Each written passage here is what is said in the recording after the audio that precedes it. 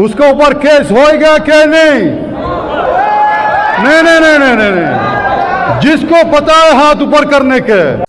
Dubai की police की तरफ से एक बहुत ही बड़ा अपडेट जारी किया गया है। जो लोग दुबई में काम करते हैं, मजदूर हैं, तो उन लोगों को अपडेट जानना काफ़ी ज़रूरी है।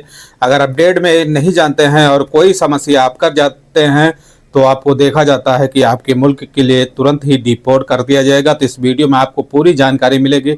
बस आप लोगों से एक छोटा सा रिक्वेस्ट रहता है कि वीडियो को शुरू से लेकर आखिरी तक जरूर देखना। वीडियो 3 से 4 मिनट की है, वीडियो को स्किप नहीं करना। और कुछ बड़ी इम्पोर्टेंट खबरें हैं जो कुवैत से निकल के आ रही हैं कि कुवैत में काफ़ी लोग और काफ़ी अजनबी लोग वहाँ पर भी काम करते हैं और कुवैत में कुछ बड़ा बदलाव किया गया है।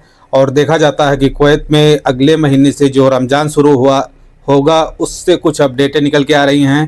तो इस वीडियो में हम दोनों अपडेट को आप लोगों के बीच शेयर करेंगे।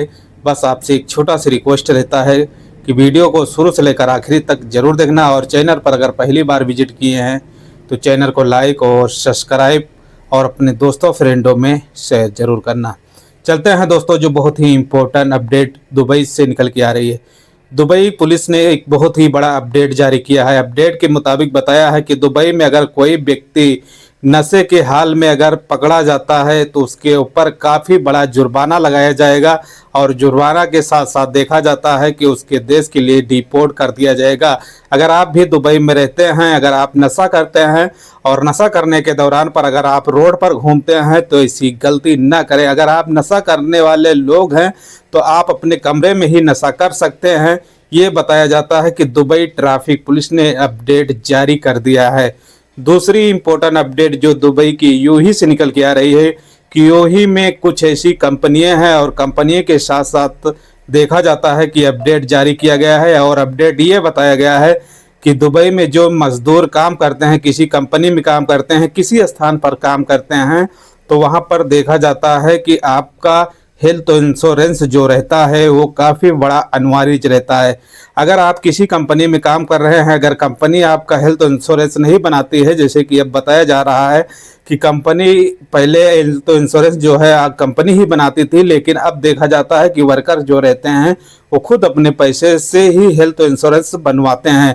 हालांकि अगर आपका हेल्थ इंश्योरेंस रहता है तो आपको काफ़ी बड़ा फ़ायदा रहता है। अगर आपका वीज़ा एक्सपायर होता है तो अगर हेल्थ इंश्योरेंस आपका देखा जाता है कि वैलिड रहता है तो आपका जो वीज़ा है तुरंत ही स्टैंड कर दिया जाता है। और स्टैंड करने के साथ साथ आपको जो डिस्काउंट है वो भी प्रोवाइड कराया जाता है।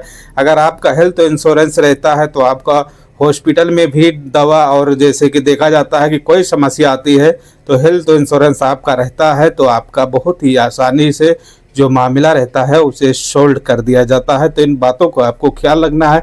अगर आप दुबई में रहते हैं तो आप अपना हेल्थ इंश्योरेंस बनवा लेना काफ़ी बड़ा अनिवार्य है। तीसरी इम्पोर्टेंट अपडेट दुबई से निकल के आ रही है कि दुबई से काफ़ी लोग जो छुट्टी जाते हैं और छुट्टी जाने के बाद में वो सोचते हैं कि हम अभी 3 महीने 4 महीने रुक जाते हैं, उसके बाद में हम दूसरा वीज़ा लेकर फिर दुबई के लिए यात्रा या दुबई में किसी कंपनी में हम जॉब करने के लिए चले जाएंगे। तो ऐसे में दोस्तों देखा जाता है कि ऐसी गलती भूल कर मत करना, क्योंकि दुबई में अगर आप छुट्टी जाते हैं, अगर छुट्टी जाने के बाद में आप वहाँ फिर दोबारा दूसरे वीज़े पे अगर सोचते हैं आने के लिए तो यहाँ पर देखा जाता है कि अगर आप छुट्टी जाते हैं तो आपका वीज़ा जो रहता है वो वैलिड रहता है।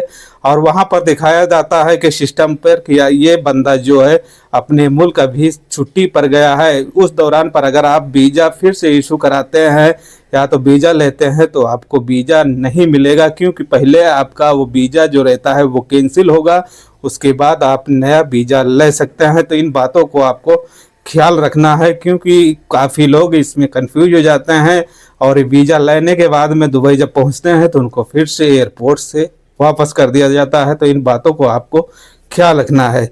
चलते हैं दोस्तों, जो कुछ बड़ी अपडेट कुवैत से निकल के आ रही है कि कुवैत में देखा जाता है कि जो रमज़ान का महीना आने वाला है और रमज़ान के महीने से देखा जाता है कि कुवैत के मार्केट में जो वहाँ पर कामगारों की संख्या बढ़ जाती है और बढ़ने के साथ साथ देखा जाता है कि वहाँ से दूसरे देश से लोगों को बुलाने का भी एक वैशंकी निकाला जाता है कि काफ़ी लोगों को अजनबियों को वहाँ बुलाकर क्योंकि वहाँ की मार्केटों को संभालना और वहाँ पर जो काम है रमज़ान के दौरान पर काफ़ी बढ़ जाता है। ऐसे में बताया जाता है कि वीज़ा जो है 1 महीने 1.5 महीने का जो कुवैत सरकार रहती है वो प्रोवाइड कराती है, और प्रोवाइड कराने के बाद में पाकिस्तान, बांग्लादेश, इंडियन से वहाँ से लोगों को बुलाती है और रमज़ान का जो पूरा सिस्टम रहता है उसको बहुत ही आसानी से मनाती है। और मनाने के साथ साथ कुवैत में कुछ ऐसे लोग हैं, जैसे कि देखा जाता है कि कुवैत में अगर आप काम करते हैं और काम करने के साथ साथ अगर आपका वीज़ा जो है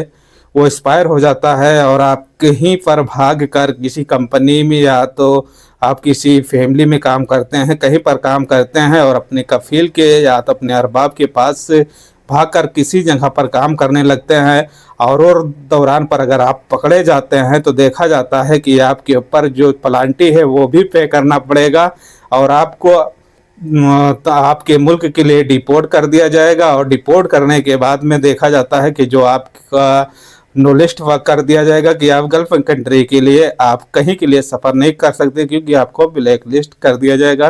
तो इन बातों को आपको ख्याल रखना है। अगर कुवैत में रहते हैं तो सावधानी बरतें, क्योंकि कुवैत का मामला और वहाँ का कानून जो है काफ़ी सख्त है। तो इन बातों को आपको ख्याल रखना है। अगर वीडियो में कुछ जानकारी मिली होगी तो चैनल को लाइक और सब्सक्राइब और अपने दोस्तों फ्रेंडों में शेयर जरूर करना। जो ज़रूरी खबरें रहती हैं उसे हम अपने चैनल के माध्यम से आप लोगों के बीच डेली अपडेट देते रहते हैं। मिलते हैं एक नेक्स्ट वीडियो में। जय हिंद, जय भारत।